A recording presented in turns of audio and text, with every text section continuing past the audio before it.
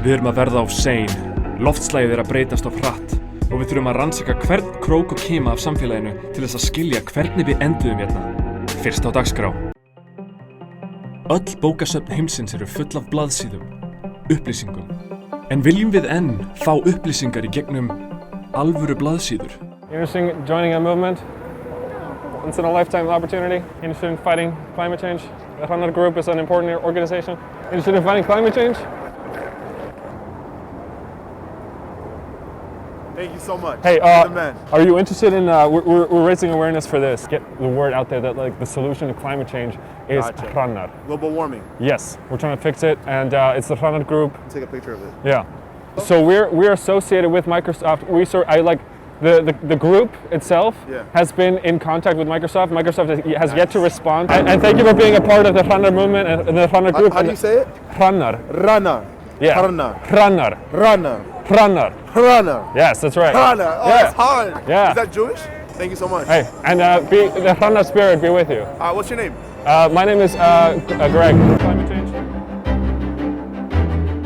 Thank you so much. Solution to climate change at Hrannar? The solution to... Thank you. En hvaða áhrif hafa bókasöfn haft á loftslagsvána? Helsta tengingin er jú allur pappírinn sem fer í bækur. Til þess að framleiða pappír þarf að höggva tré.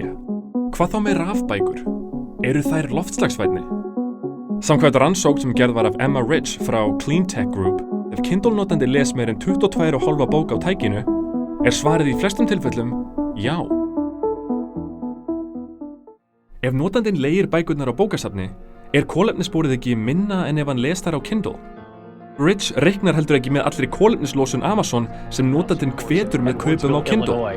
Tonight, at least 6 workers there are dead. Anything you want to add about Mr. Bezos? No, I like getting my packages on time.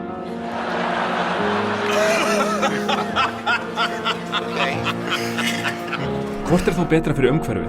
Blaðsíður sem maður getur snert eða blaðsíður sem er ekki til í raunheiminum? Veruleikinn eða sýndarveruleikinn? Connecting with people. Og hvar er línan? Hvar er línan? Á heimleiðinu til Íslands spurði Uber-bílstjórinn minn hvað ég var að gera og ég sagði honum að ég var að skrifa umhverfið, okkar veruleika og sýndarveruleika. Honum lá mikið á hjarta. Fyrst vildi hann tala framhjáhald. There's nothing wrong with cheating, none of that stuff. Like women do it all the time. Women will say, well, I love my husband, but my dentist is very handsome. You understand what I'm saying? The dentist? En svo kom hann inn á okkar veruleika og allar þær fristingar í honum sem við þurfum að forðast. The first thing we notice about human beings is the physical. Is the physical? It's the physical. So, Hrannar is a writer, very busy man. He's a single guy, then suddenly he falls in love with Donna. Am I married to Donna? Yeah, let's say you're married to Donna. Okay. And you start having an affair. How does With Donna, who? Alicia, how can a married man that has a loving wife and kids fall into I have temptation? kids? It don't matter. Let's say one. One kid? That kid's name is what? Jay. If right now, me and you, we hang out in a bar downtown. Hrannar, get ready. We're going to hit this bar.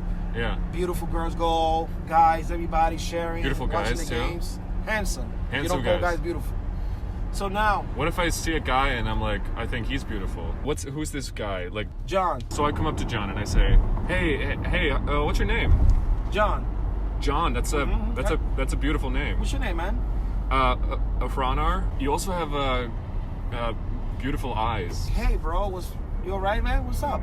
What? What's up? I feel like you hitting on me, but you're hitting the wrong guy. That's what happens. No, I'm married. I have a wife named Donna and a son named Jay. I don't know. I've been seeing Alicia. It's a red flag.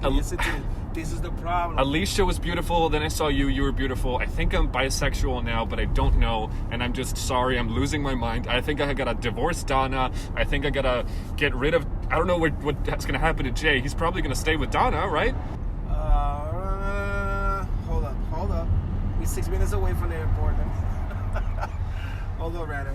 It happened. Do we get lost? No, I got it. Maybe I'm hoping that John is gay, so that. But why you don't just ask and get it over Wait, with? okay. So I'll do the conversation differently. Hey, what's up, man? What's your name?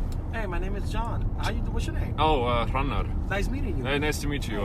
Hey, can I ask you a question? Hold up, Hrannar. Terminal what? Terminal C. Okay, go ahead.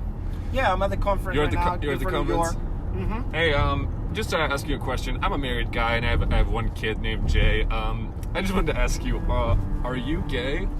That's beautiful. Be straightforward.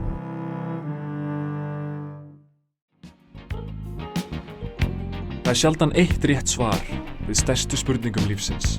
Bækur á bókasafni eða rafbækur, Dana eða John. En eitt víst. Bókasafn Hafnarfjarðar umhverfisvænsti kosturinn. Allavega ef þú býrð í Hafnarfirði.